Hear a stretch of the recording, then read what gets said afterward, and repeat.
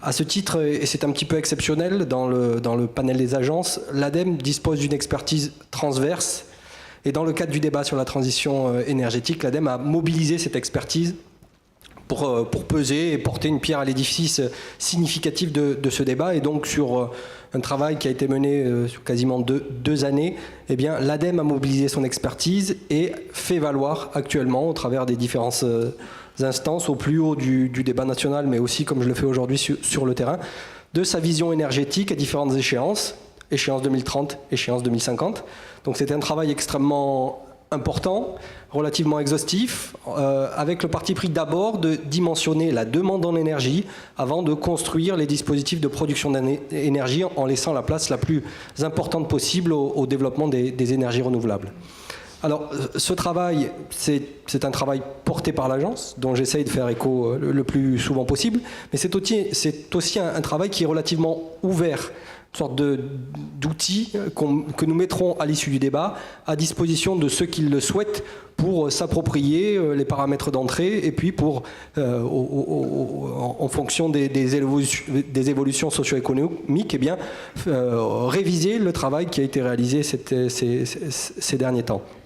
Je l'ai indiqué, le préalable, c'est un effort en termes d'efficacité énergétique de nos bâtiments, de nos logements, de nos systèmes de transport, efficacité énergétique également de notre agriculture, il ne faut pas l'oublier, de nos activités industrielles et tertiaires.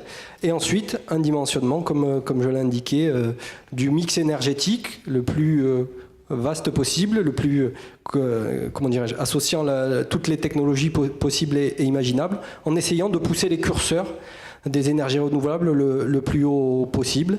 Et ce qu'il faut comprendre dans ce travail, c'est que tous les secteurs d'activité sont concernés et que lorsqu'il y aura une économie de fait sur un secteur, en termes d'efforts réalisés, malheureusement, cette économie, il faudra la répercuter sur un autre secteur. Donc on est vraiment sur un fonctionnement en vase clos et une vision un petit peu globale et transverse qui va s'équilibrer.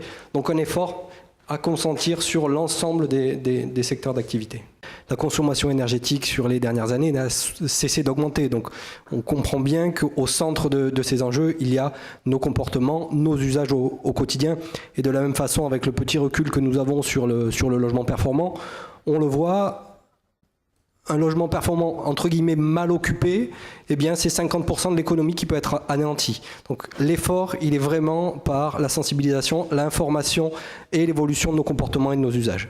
Un des verrous à faire sauter ou une des conditions de cette réussite, c'est la territorialisation à la fois de la production et la gestion de l'énergie, comme ça vient d'être dit, avec la nécessité que la force publique, les collectivités s'emparent de ces sujets. Alors, c'est déjà le cas, elles ont déjà des compétences sur ces thèmes. Pour autant, les prochaines lois de décentralisation vont sûrement leur en donner de nouvelles. Et puis, la territorialisation, ce n'est pas simplement la réponse par la puissance publique, mais bien par les acteurs d'un même territoire, qu'ils soient publics, mais également privés, ou dans l'idée de consortium associant différents particuliers à une échelle territoriale bien définie.